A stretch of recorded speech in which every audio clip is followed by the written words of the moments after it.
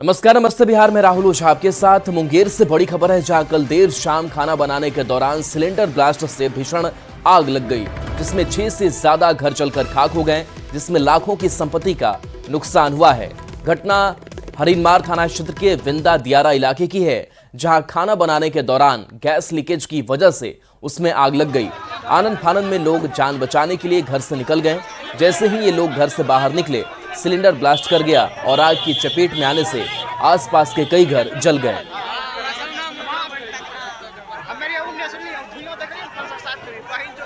यह gas cylinder था, gas cylinder संयोग से कैसे ब्लास्ट कर गया, उसी से जो है ना आग जो है पहले लगा है और उसी से जो है ना आग विकराल रूप धारण कर लिया। और दुख की बात यह है कि उस समय मतलब चैत बैसाख में इनके ही घर में लगा था, फिर दोबारा जो है इनके घर में ही लगा।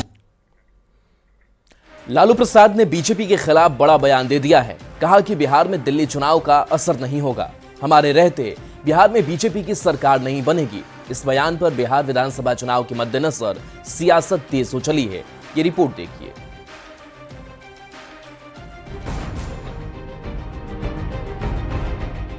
दिल्ली विधानसभा के बाद अब बारी बिहार में विधानसभा चुनाव की है। इसी साल के अंत में बिहार में चुनाव होने हैं, जिसको लेकर अभी से ही राजनीतिक बयानबाजी तेज हो चली है और लालू प्रसाद ने बीजेपी के खिलाफ बड़ा बयान दे दिया है। लालू प्रसाद ने कहा है कि बिहार में दिल्ली चुनाव का असर नहीं होगा, हमारे रहते बिहार में बीजेपी की सरकार नहीं बनेगी, क्योंकि बीजेपी को बिहार की जनता समझ गई है। कोई असर नहीं पड़ेगा, भाजपा जाएगा।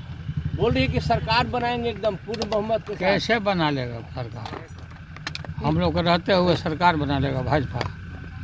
भाजपा को लोग जान गए, तुम लोग को भी लोग जान गए।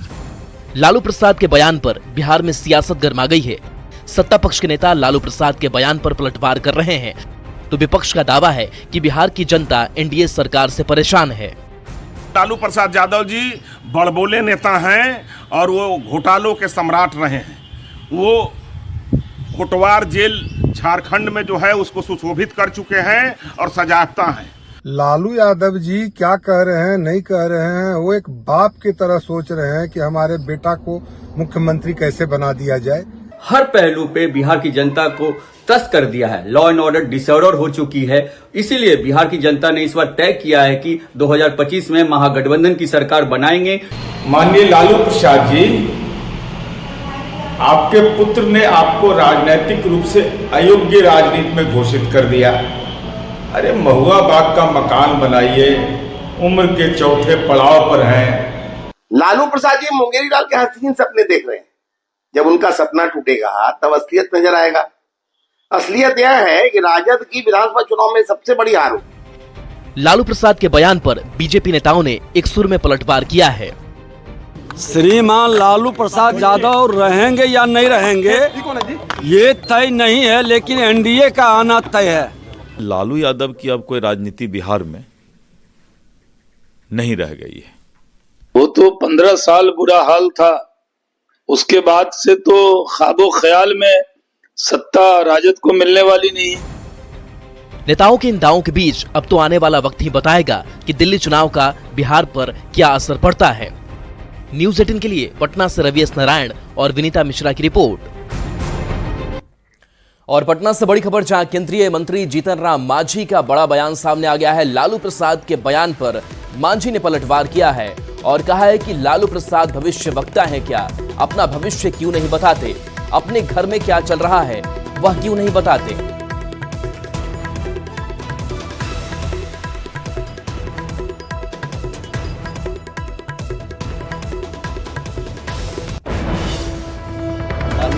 भविष्यवक्ता नहीं ना है, अपना भविष्य के बारे में क्यों नहीं कहते हैं? वो अपना भविष्य के बारे में बोलते कि हाँ उनको क्या होगा और उनके घर में क्या हो रहा है ये भी हमने सुना है। तो किसी के बारे में भविष्य क्या कर सकते हैं? सरकार बिहार में बनेगी 100%, 225 सीट आवेगी। नीतीश कुमार के नेतृत्व में सरकार बनेगी और इसके लिए प्रधानमंत्री नरेंद्र मोदी जी भी एकदम तैयारी कर रहे हैं और 24 तारीख को आप भागलपुर में आ रहे हैं।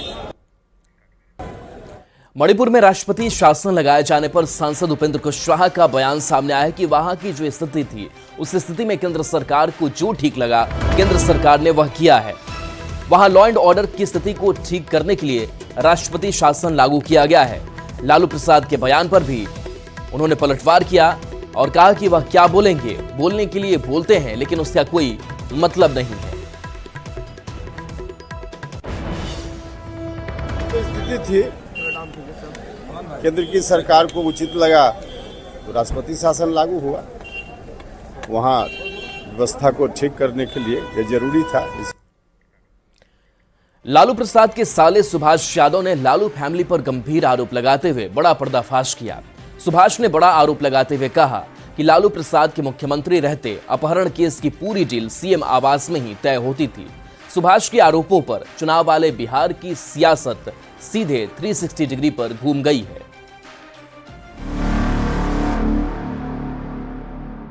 ये सब काम लालू जी को था, अपराधी पालना पूरे बिहार में। हम लोग का काम थोड़ा था, हम लोग को झूठे लोग बदनाम कर दिया। इस बयान ने बिहार की सियासत में भूचाल ला दिया है।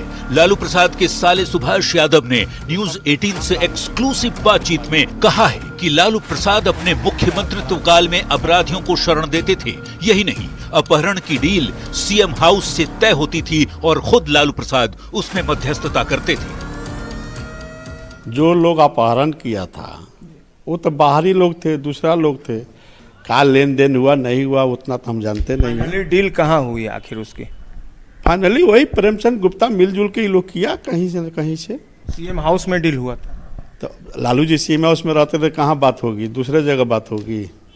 गजब बात करते हैं भाई। लालू जी जहाँ रहेंगे वही नहीं बात होगी। जो बातें चलती थी कि सीएम हाउस से ही अपहरण के मामले सुलझाए जाते थे, तो आपकी बातों से लगता है कि उसमें बहुत हद तक सच्चाई थी। तो सच्चाई तो है ही थी, में क्या दूर है, सच्चाई तो थी, सच्चाई तो है ही थी।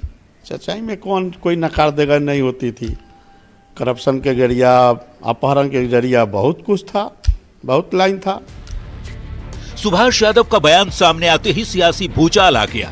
बीजेपी के प्रदेश अध्यक्ष दिलीप जायसवाल ने पहला हमला बोला, कहा ये तो पता ही था, अब सच स्वीकारने के लिए सुभाष यादव का धन्यवाद। जबकि जेडीयू के नेता भी लालू परिवार पर तंज कस रहे हैं। साधु यादव जी को मैं धन्यवाद देता हूं कि वो इतना साहस कर रहे हैं कि सच्चाई बोलने की हिम्मत रख रहे हैं। तो इस सच्चाई को तो एक एक जनता को जानना चाहिए कि लालू यादव परिवार का किस तरह का खेल चलता था। आज माननीय लालू प्रसाद जी के साला स्वयं सुभाष यादव जी इस बात को स्वीकार किया उन्होंने कि बिहार में अपहरण, हत्या, लूट की योजना सीएम हाउस से बनती थी। इधर विपक्षी दलों के नेता सत्ता पक्ष पर अपनी कमियां छिपाने के लिए नया किरदार खड़ा करने का आरोप लगा रहे हैं। जब तक आप राज्यसभा, विधानसभा, विधान परिषद में भेजे जाते रहते हैं, तब तक आपको कहीं किसी से कोई शिकायत नहीं होती है। जितने भी अपराधी उन दिनों थे, वो सारे अपराधी भारतीय जनता पार्टी और जनता दल के गले की हार हैं। सत्ता पक्ष और विपक्ष के बयान के बाद आखिर में सुभाष यादव के बड़े भाई साधु यादव ने भी प्रतिक्रिया दी। साधु ने सुभाष के लगाए आरोपों को बेबुनियाद बताते हुए कहा कि 35 साल बाद क्यों ऐसे आरोप लगाए जा रहे हैं। शायद सुभाष को किसी पार्टी से कोई पद लेना होगा।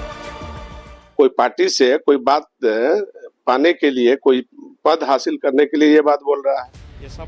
तो लालू प्रसाद के एक साले सुभाष यादव ने पहले विस्फोटक खुलासा किया, फिर दूसरे साले साधु यादव ने आरोपों का बचाव किया।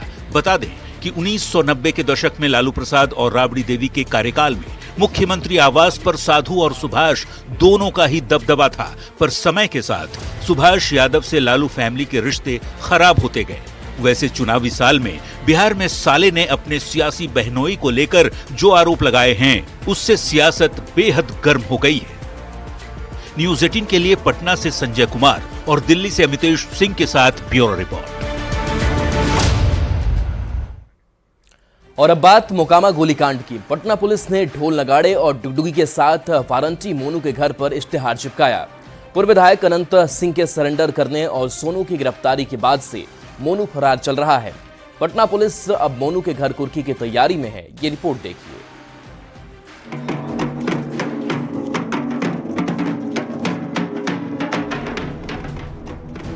ढोल नगाड़े और डुगडुगी के साथ जिस मकान पर पुलिस इश्तेहार चिपका रही है, वो किसी आम शख्स का घर नहीं, ये घर है मोकामा के बाहुबली अनंत सिंह से लोहा लेने वाले सोनू मोनू गैंग का। चर्चित मोकामा गोलीकांड को सुलझाने में दिन रात लगी पटना पुलिस गुरुवार को नौरंगा जलालपुर गांव पहुंची और इस केस में फरार चल रहे कुख्यात अपराधी मोनू के हाजिर होने के लिए घर पर इश्तेहार चिपकाया गया। नाम मोनू कुमार, प्रोफेसर प्रमोद सिंह, साकिन नौरंगा, थाना पचमैला, जिला पटना। चलिए अब आपको थोड़ा पीछे लिए चलते हैं और इस पूरे कांड की कहानी बताते हैं। बीते 22 जनवरी को मोकामा में पंचमहला के नौरंगा जलालपुर गांव में सोनू मोनू गैंग के साथ गैंगवार की वारदात हुई थी। सोनू मोनू गैंग और पूर्व विधायक अनंत सिंह के समर्थकों के बीच जमकर फायरिंग हुई। नौरंगा जलालपुर में करीब 100 राउंड फायरिंग की गई। इसके बाद पंचमहला थाने में 5 FIR दर्ज हुए, जिसके बाद कानून का सम्मान करने की बात कहते हुए अनंत सिंह ने पटना पुलिस के सामने सरेंडर कर दिया था और पुलिस ने आरोपी सोनू और रोशन को गिरफ्तार कर लिया। लेकिन पटना पुलिस को इस शख्स की तलाश है जो सोनू मोनू गैंग का दूसरा सरगना है। सोनू गिरफ्त में है और मोनू फरार है। पटना पुलिस इसे ढूंढ रही है। मोकामा के इलाके में गांव-गांव, गली-गली मोनू को पकड़ने के लिए छापेमारी की जा रही है, लेकिन मोनू है कि पुलिस के हाथ ही नहीं लग रहा। लिहाजा पुलिस अब कुर्की जब्ती के मूड में है। इसीलिए पुलिस ने वारंटी मोनू के घर पर कोर्ट से जारी इश्तेहार चिपका दिया और किसी भी हाल में मोनू को हाजिर होने का अल्टीमेटम दे दिया। इसमें अगर ये न्यायालय के समक्ष उपस्थित नहीं होते हैं तो इनकी चल संपत्ति की कुर्की करने के लिए हम लोग न्यायालय से अनुरोध करेंगे और न्यायालय से कुर्की का आदेश प्राप्त होने पर इनके चल संपत्ति की कुर्की करने की विधिवत कार्रवाई की जाएगी। मोकामा फायरिंग केस में अनंत सिंह को भी 2 जमानत याचिका में राहत नहीं मिली। अनंत सिंह ने ऊपरी अदालत का दरवाजा खटखटाया है।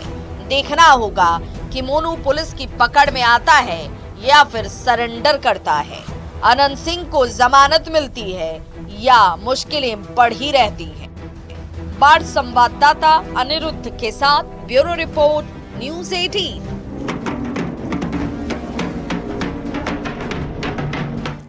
और पटना से बड़ी खबर, जहां बिहार में अवैध बालू खनन मामले में आरोपी कन्हैया प्रसाद फिर से गिरफ्तार हो सकते हैं। पटना हाईकोर्ट से मिली जमानत सुप्रीम कोर्ट ने खारिज कर दी है। पटना हाईकोर्ट के 16 पेज का आदेश सुप्रीम कोर्ट से खारिज हो चुका है।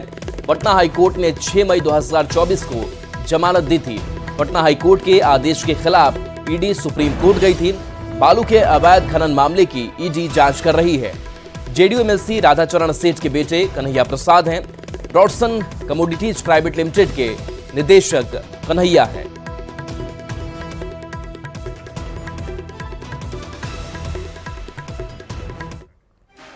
सीएम नीतीश कुमार की प्रगति यात्रा आज एक बार फिर से होनी है। आज 2 जिलों में प्रगति यात्रा होगी, जिसमें अरवल और जहानाबाद शामिल है और सीएम इन दोनों जगहों पर जाएंगे।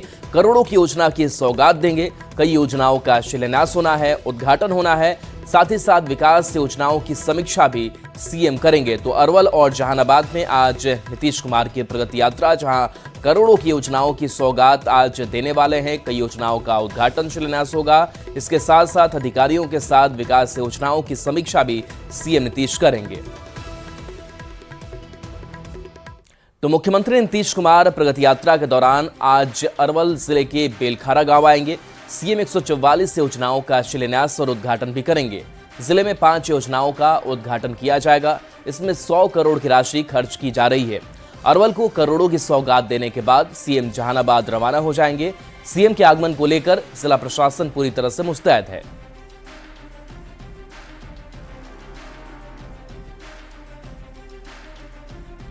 जी के द्वारा जो प्रमुख योजनाओं का यहाँ पे उद्घाटन किया जाएगा, उसमें राजकीय डिग्री कॉलेज है और जो कि शिक्षा विभाग की योजना है। इसके अलावा लघु जल संसाधन विभाग के द्वारा एक स्लूइस गेट का निर्माण कराया गया, जो यहाँ के किसानों के लिए काफी लाभदायक है। उसका ये माननीय मुख्यमंत्री जी के द्वारा उद्घाटन यहाँ पे किया जाएगा। और विभिन्न विभागों के द्वारा जो लाभार्थी हैं उनको भी यहाँ माननीय मुख्यमंत्री के द्वारा वहाँ पे लाभान्वित जो लाभुक हैं उनको भी यहाँ पे माननीय मुख्यमंत्री जी के द्वारा चेक और जो नियुक्ति पत्र है वो भी वितरण किया जाएगा। प्रगति यात्रा के दौरान मुख्यमंत्री बेलखरा के इसी मैदान पर आ जाएंगे, जहां पर 130 योजनाओं का आधारशिला रखी जाएगी, जिसमें 100 करोड़ की योजना खास करके अरवल जिले के लिए महत्वाकांक्षी योजनाओं में कॉलेज, डिग्री कॉलेज की डिमांड की गई थी, उसमें भी उनको उद्घाटन करना है। साथ साथ 70 लाख की लागत से स्वास्थ्य केंद्र के अलावा खेल मैदान का भी उद्घाटन इसी होगा। इसी कार्यक्रम के बाद जो है यहाँ से जहानाबाद के लिए रवाना करेंगे। जहानाबाद में भी प्रगति यात्रा होनी है और वहां पर अरवल और जहानाबाद के अधिकारियों के साथ एक संयुक्त बैठक भी किए जाने का निर्णय लिया गया है। अनिरुद्ध कुमार, न्यूज 18 अरवल। प्रयागराज जाने वाली ट्रेनों में कुछ जगह तोड़फोड़ की घटनाएं हुई हैं। इनका वीडियो सोशल मीडिया पर खूब वायरल हो रहा है। कहीं पर लोग ईंट मारकर शीशे तोड़ रहे हैं तो कहीं पर डंडे से तोड़फोड़ कर ट्रेनों में घुसने का प्रयास कर रहे हैं।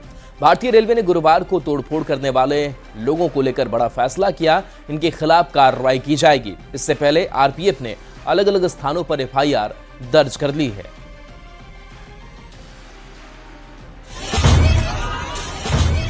इन चेहरों को पहचानिए, ये वही हैं जो देश की संपत्ति के दुश्मन हैं, राष्ट्रीय संपत्ति के दुश्मन। अब ये बचेंगे नहीं। न्यूज 18 ने पहले ही खबर दिखाई थी। इस खबर का बड़ा असर हुआ है। ट्रेन पर पत्थर चलाने वाले, शीशे तोड़ने वाले, इनमें से किसी को बख्शा नहीं जाएगा।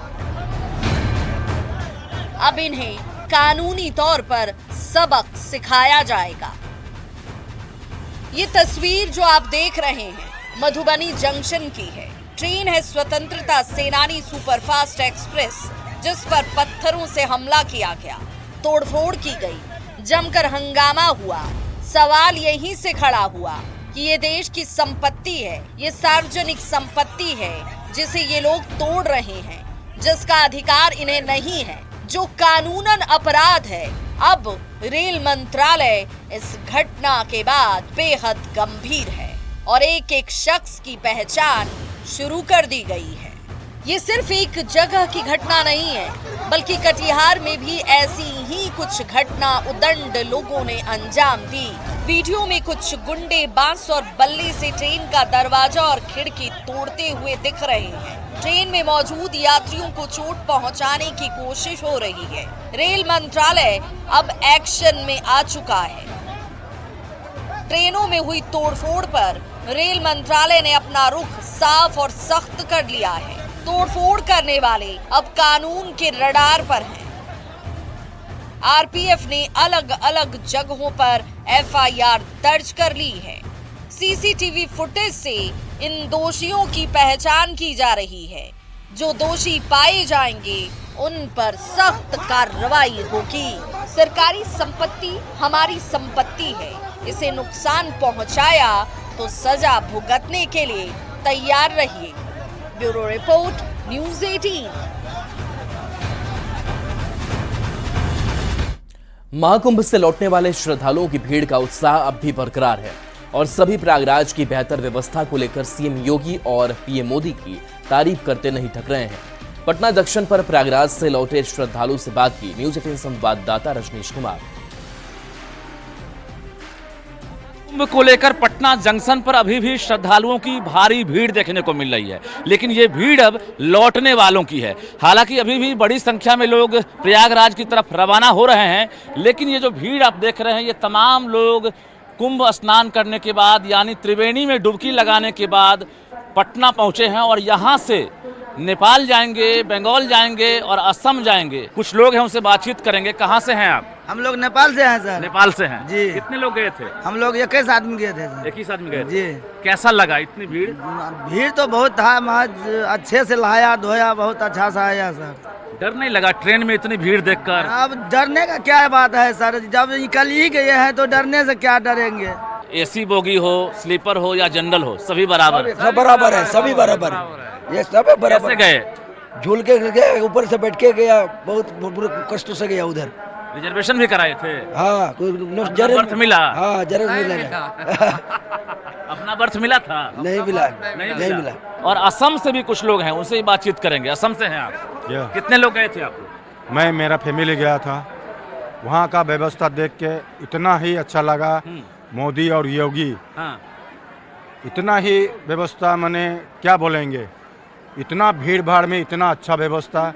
हम लोग भले ही ट्रेन में गए बहुत ही परिश्रम हुआ है, लेकिन हम लोग वहाँ डुबकी लगा के आए, बहुत अच्छा ही लगा। मतलब वहाँ पर जो योगी सरकार है उनकी तरफ से कोई कमी तो नहीं रखी गई? नहीं, कुछ कमी नहीं है। आपने सुना किस प्रकार से नेपाल के, बंगाल के और असम के जो श्रद्धालु हैं वो उत्तर प्रदेश सरकार के साथ साथ मोदी सरकार की जमकर तारीफ कर रहे थे। यानी व्यवस्था से सभी संतुष्ट हैं और यही वजह है कि लाखों श्रद्धालुओं के अब आने का सिलसिला जारी है। और पटना जंक्शन पर हम जरा एक बार फिर से वो तस्वीर दिखा दें कि देखिए ये तमाम लोग लौटने वाले हैं जो भीड़ की परवाह किए बगैर प्रयागराज पहुंचे थे और त्रिवेणी में डुबकी लगाने के बाद खुशी खुशी उत्साहित होकर पटना पहुंचे हैं और यहां से अपने अपने गंतव्य की तरफ रवानगी की तैयारी कर रहे हैं। कैमरामैन अमित के साथ रजनीश कुमार, न्यूज़ 18 पटना। और चलिए एक छोटे से ब्रेक का वक्त है, जल्द वापस आते हैं।